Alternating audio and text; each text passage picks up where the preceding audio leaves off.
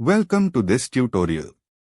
In the next few minutes, we will learn how to install Laravel properly, set up Redis caching, understand models, views and controllers, build a Bootstrap-based login dashboard, and deploy everything to an AWS EC2 server with database configuration. Let's begin by installing Laravel. You can install Laravel globally using Composer or create a project directly. Here is the exact command you should run inside your terminal.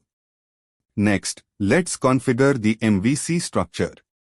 Your models go inside the apps/models folder. Views go in the resources/views folder. Controllers go inside apps/http/controllers. This structure keeps your project clean and scalable.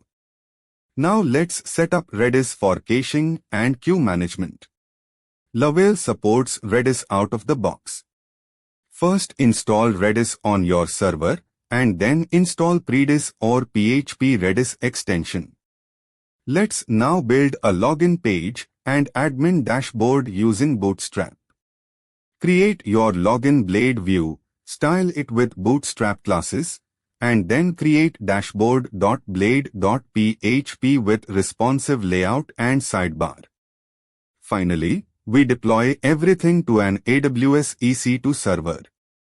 Install Apache or Nginx, install PHP and Composer, clone your code, run Composer install, migrate the database, and configure environment variables.